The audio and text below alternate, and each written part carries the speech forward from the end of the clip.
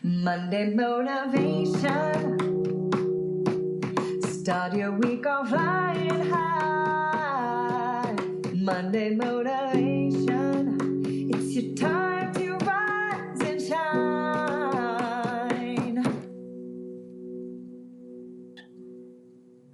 Hey guys, happy Monday. This is Rebecca, and we are here with Monday Motivation Podcast. And today we have a very special guest. She is the founder, correct me if I'm wrong, she is the founder of Old House Market. Yay! Her name is Bernadette. How can you say your last name? Rankin? Rankin. Rankin. It's always a challenge with last names for me, but I made it. So You totally got it. okay. So Old House Vintage Market, it is the best. It is the best vintage show that she runs in Colorado. We participated a few years ago as a vendor. We fall in love with her concept, her vision, how she does that. And I wanted to bring her to Monday Motivation Podcast because I think it will motivate you, wake up and do what you love.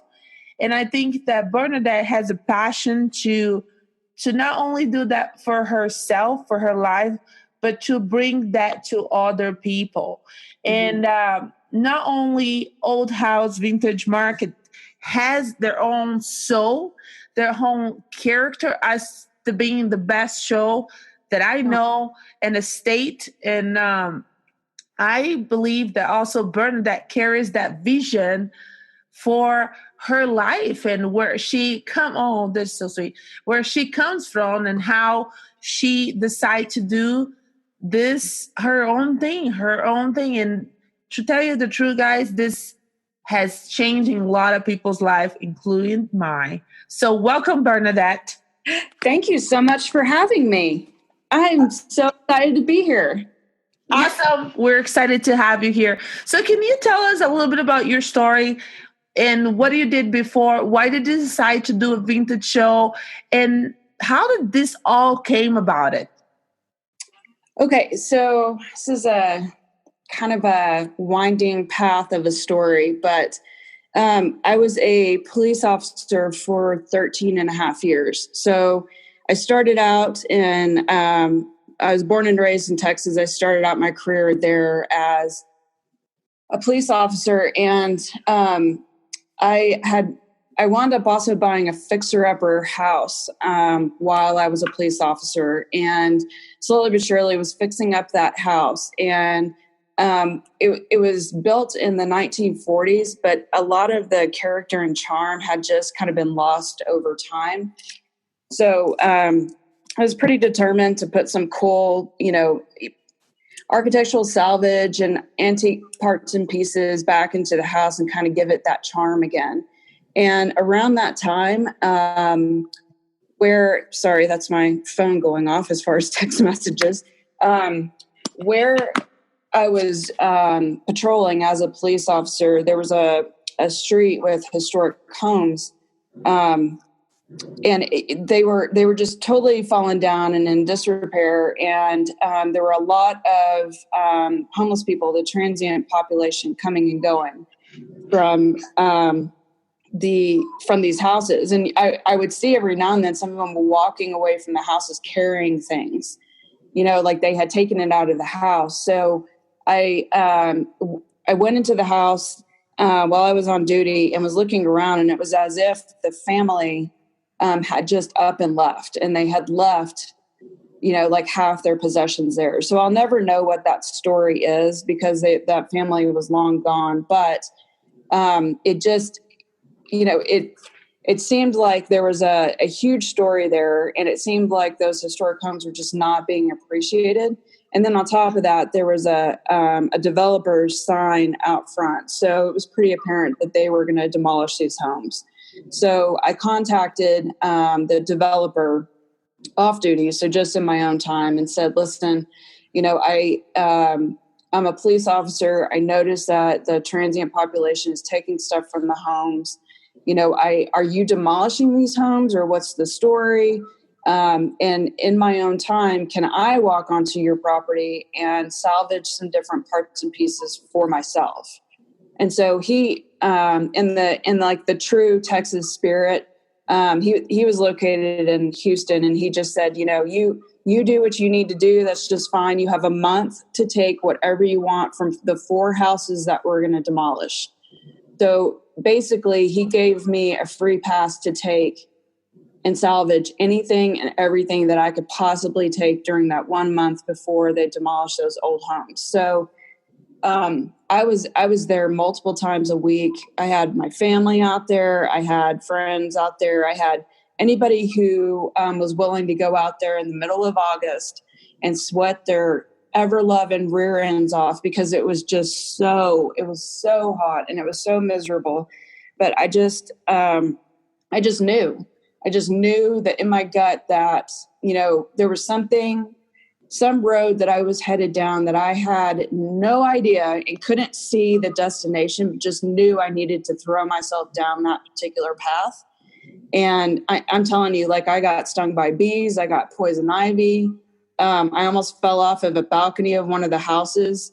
It was at one point, I couldn't get anybody to go with me. And it was more of a safety kind of thing, as far as having someone there with you, because these are empty and abandoned houses that you can't see from the street. And so if a homeless person or any person with ill will were to come in there, people knew I was going there. I always did the phone call and said, hey, I'm headed there. And I'll call you when I leave. But during that time that I'm there, it's just me. So, and so, I went there one time by myself, and I was salvaging some parts and pieces out of the kitchen of this old home. And I heard, like, distinctly to this day, footsteps coming towards me in the house. And I have never moved so damn fast out of that house to get to a place where I felt like it was safe. So there's a lot of, and I wouldn't suggest that. To this day, I felt like that was an unsafe move on my part, but that was the mindset that I was in. I was so driven and so determined for some reason beyond just, doing this for my own house. And so at the end of, going into these homes and salvaging all these parts and pieces, and I didn't have a clue what I was doing. I go in there with all these different tools.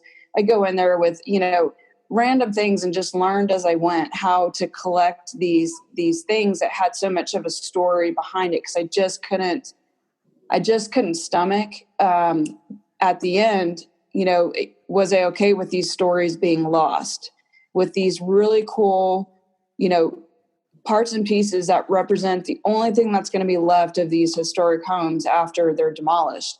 And so after they were demolished, it was kind of a really sad day. But I had acquired so much that I filled up my garage, and I had people asking me, why are you doing this? What are you going to do with all of this stuff? Where do you even see this going? Why?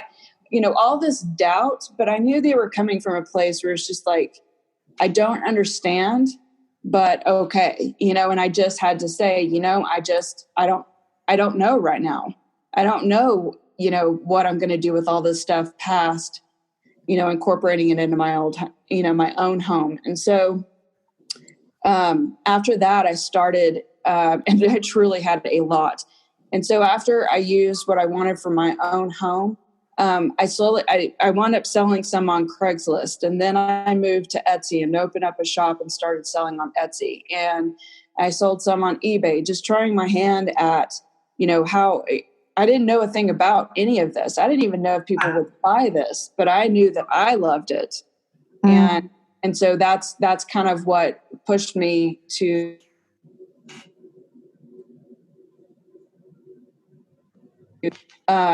around that time, my then boyfriend, who's now my husband, we both decided that we were going to move to Colorado before we got too invested in our jobs in Texas. So we both applied for police officer positions in Colorado. I wound up working for the Golden Police Department, and he wound up working for the Arvada Police Department. And I packed up all of that stuff that I salvaged. It took 2 of the biggest U-Haul trucks to get all of my stuff to Colorado. And I tried to pick up where I left off. And one of the turning points in my kind of this path that I took was I visited some area vintage markets. And I just remember parking my car and walking towards the outdoor market and thinking, I have to be involved in this in some way. Like I have to, they have to accept me. Like I just was so intent on being involved in that, like thriving, happy vibe, and that just like, it was just so exciting and so inspiring to walk through this free outdoor marketplace and thinking, my God, I want to know these people. In retrospect, when I left, I was like, what is this? What is it about this marketplace and just markets in general that I want to be involved? And it came down to the fact that I had finally found my tribe of people. That is so good. But everybody there was just like you, Rebecca, where you walk through and you look and you're just like, this beautiful, vivacious woman is painting these gorgeous scenes on screens. And, it was like that. And I know at that time, I don't think that you were a vendor. I think this was like 2013. Mm-hmm. And I don't know if I had been lucky enough to come across you yet, but, but there were just so many inspiring vendors out there that had all of these stories, mm-hmm. and they were just so excited and so happy. And it was so infectious. Like everybody was so willing to like help and to give advice. And, so after I walked through that market, the very next one that was available for me to do was a holiday market. And so I was not able to like take pictures of a previous market space. I had nothing, so I dragged all my stuff out into my driveway. I set up a 10 by 10 spot. I took pictures. I still have the pictures to this day. They're just like these. It was just the best I could do at the time. And I didn't care because, I knew at that time that with my limited skill set of like, I don't know how to create a display, but I know that these things go together and it looks good, Wow. And so I snapped a bunch of pictures and I sent them into the market organizer and I applied and I got into that holiday market. So, I wound up, to this day, I have pictures of the market space I set up too. And it's all on, it's just a horseshoe of card tables with, tablecloths on top of them. And, everything is at, one level, waist high. It just was like a very pretty, very nice garage sale look. And, but I was just so excited to be involved and to know, to get to know these people. And I remember who was on either side of me to this day and how comforting they were when I was nervous about, selling. Will people like my stuff? Will anybody buy anything? Is this going to be a total disaster? And I just remember one of the very first customers that walked into my space. She was this petite redhead, and I'll tell you her name in just a second, but she walked in and she, looked around my space and then she started looking around, and I knew she was looking for me because I didn't leave any space to actually like have a cash register. I had no space. You know what I mean? I just didn't have a clue what I was doing. And so I had to stand in the aisle to check people out. And so this redhead is looking for me, and I stepped forward and I said, how are you doing? Let me know if you need anything. And she's like, this is your stuff. And I said, yes. And I kind of gave like a modest smile, kind of like, yes, should I be claiming this or should I not? And she just said, you know what? You have a really great eye, and I love your stuff. You have great prices. I've never seen you before.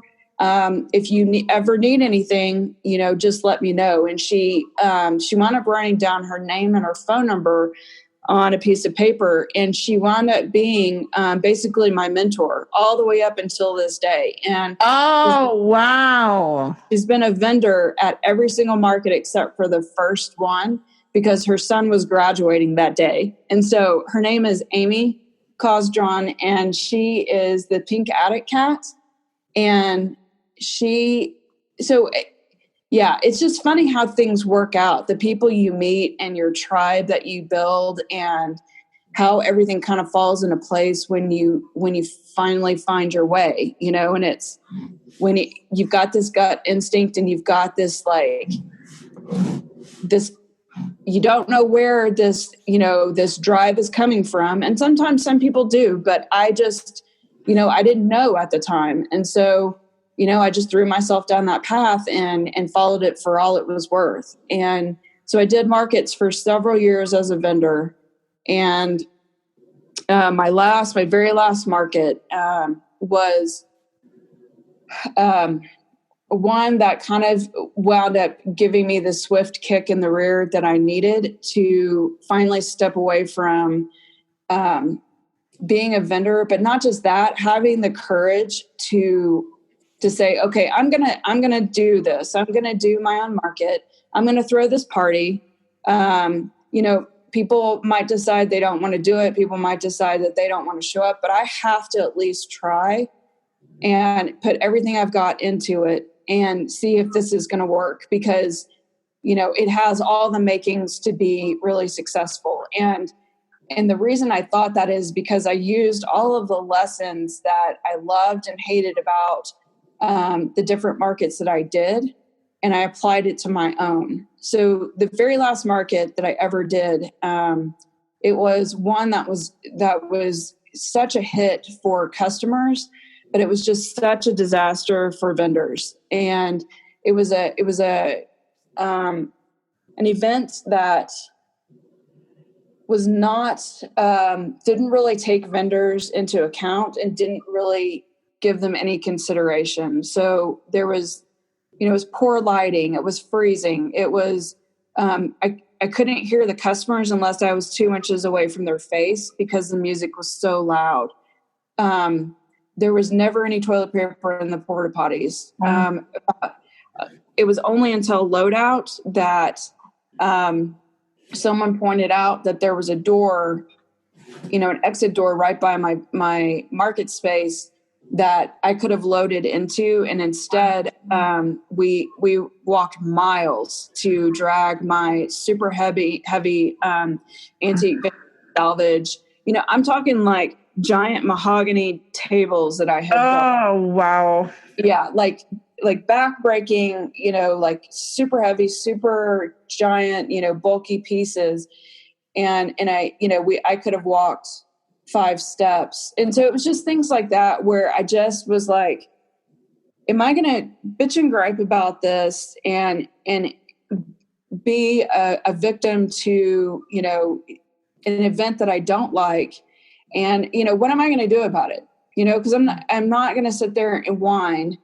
What can I do with this bad experience and turn it into something awesome? Mm-hmm. And so that was the final straw, but it was also the final kick to go again down this path that I didn't know where it was going to head off to. I knew that my intent was to do the best that I possibly could, put on the most awesome show that anybody's ever, visited, give them so much value that, there was no way that someone could walk out the door and not have their mouth dropped open going, wow. Because why else would you get into, something new? Why else would you put effort into something only to be mediocre? And I knew that, with the crowded vintage market industry, mediocre was not going to get me anywhere. Wow. So, yeah. So that's kind of the very long-winded story of how this all kind of came about. And it's it's just funny how all these things needed to happen. If I had not had a horrible last show as a vendor, I might have just sat there comfortable, instead of trying to do something new, instead of trying to put something new and different out there. And so, it had to happen. It had to be that bad in order for me to decide, okay, I'm going to do something different. And, these other vendors deserve something different too, Right. Now, when you see that your show is about to start and you see lines of people outside to come into your show and enjoy, how does that feel? It is beyond humbling. It is almost brings me to tears, because these people have, put this on their calendar. They have valued it enough to stand in line, first of all, to show up before the market starts, to stand in line, whether it's hot or cold or, uncomfortable to stand that long. And they are willing to come in and pay money that, money is valuable to everybody. Nobody just throws their money around. And so they have made this decision to spend their time and their money to come specifically to my market and to see you guys. And, that is, I'm beyond thankful. I am, to this day, will never miss that moment of getting to look out those front doors and see those people and just send a thank you out there, I'm speechless right now. It's just beyond humbling, and I'm so grateful for it. That's amazing. Your story is very inspiring. Very inspiring. Well, your story is inspiring. And I think that this is going to help so many creative people that, you do what you have in hands and then you grow out of your own need, you know, and it's amazing to I knew that your show was fabulous, but now to know the story behind it, I knew there was a story, but now to understand the story behind it, it's a wow. Okay. It's amazing. Oh, thank you. Now, when we were talking, we were talking the other day, you said something about the future, and I'm not sure if you can reveal that in the podcast, but what do you see in the future? Where is this taking you? So there's so many different opportunities that have kind of stemmed off of, doing this market. And I think that is, I'm so grateful to be able to see the different opportunities. Some of them, I might take, some of them I might try. Some of them I'm already moving on. But I do know one of the things that I'm definitely right now moving on and have been since the beginning. I just kind of didn't know it.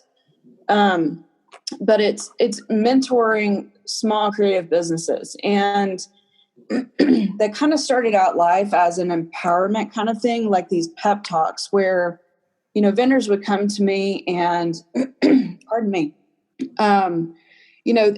they would express doubt, or, they would ask a question about what I thought about a certain, something. And for them to come to me and trust that, I'll give them a constructive answer and try to give them as much value in that answer as I can. And the fact that they're showing their vulnerabilities to me and they trust me with that, it has always been humbling, and I'm grateful that I'm trusted with that information. Where, we've had some serious talks about all kinds of things that feed into, the success of a business. And so, and I'm talking about like domestic violence. I'm talking about, business owners that have dealt with cancer, and, business owners that have dealt with the death of a child, the business owners that have dealt with divorce while they're trying to successfully run their business, suicide, self-doubt, it's for, and I have to think that part of the reason they're coming to me is there's something that has to do with my job, my past life as a police officer that, whatever it is that the skills that I obtained doing that I put myself out there as, I'm a vault. I will never, air your business. I will, never ridicule or judge you for coming to me and being this brave. So the empowerment part of it, and then also trying to, provide inspiration, but especially, and this is my favorite part, letting all business owners know, I'm not perfect. There is no way to get to perfection. And I'm going to share my stories of how I screwed up and the lessons I learned because of those screw ups and those mistakes. And, when we stumble and we fall, and I'm never going to hide that and put myself out there as this perfect guru that completely had it all figured out from the beginning, because I don't, and I never will. So my approach is I'm beside you and we'll go through this journey together instead of step aside, I'll lead the way. Instead, we're going to be together and we'll figure this out together. And sometimes it's not going to be pretty and your hair is going to get messed up and you might, have your mascara running down your face, because you're crying, because you're so damn frustrated by, taking one step forward and 5 steps back. But we're going to be there together and we're going to be a hot mess together. And, I just, because that's my authenticity right there. That's me. I'm not ever going to come from a place of this is how you do it because I figured it out and I'm perfect. And so I just think there needs to be more of that out there, of the stories of, wow, I really screwed that up and that really sucked. But here are the things you can learn from my screw up.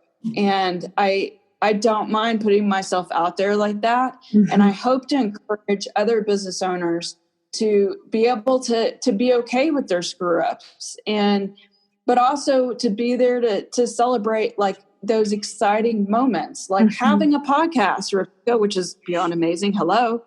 And so I feel like there needs to be something out there in it. And I know that I've been headed there, this whole time. And so that's kind of our next step is, doing more with, empowering and teaching and, doing whatever we can to help small creative businesses to get where they need to go and to feel good about themselves in the process. Right. And I love that. I really absolutely love that about you, because I think when you learn that for yourself and you figured it out how to transfer to a creative field, you want to go back and help somebody else, because that's what life is about, Yes, for sure. Absolutely. So my last question for you, this talking is so great, because I'm telling you right now, I could sit here and listen to your own podcast. I'm excited to see your own seminaries and your own. I'm excited for all that. But I wanted to ask you: do you have like a quote that it helps you to live by? Everyone seems to have something that helps them to think about it. So, do you have a quote? I do. It's a bit of a long quote, and it was Jack Kerouac who said it, and then I think Steve Jobs who kind of picked up this quote and also ran with it. So I could read it to you if you'd like me to. Yes, please. Okay, so here it goes. Here's to the crazy ones, the misfits, the rebels, the troublemakers, the round pegs and the square holes, the ones who see things differently. They're not fond of rules, and they have no respect for the status quo.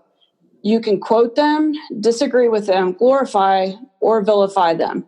About the only thing you can't do is ignore them, because they change things. They push the human race forward, and while some may see them as the crazy ones, we see genius, because the people who are crazy enough to think they can change the world are the ones who do. Yeah, oh my gosh, it's awesome.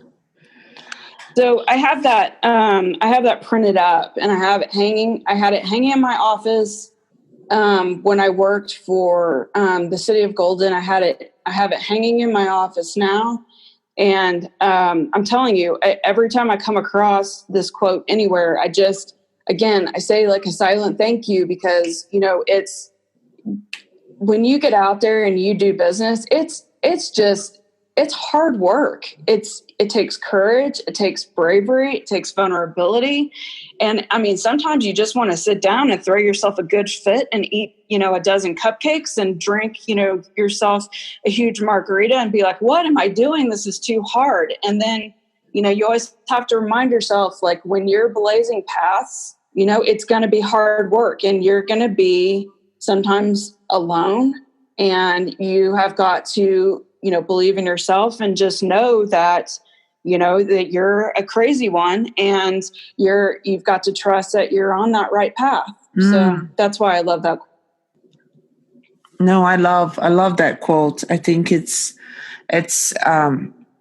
pretty remarkable. I think it's pretty remarkable.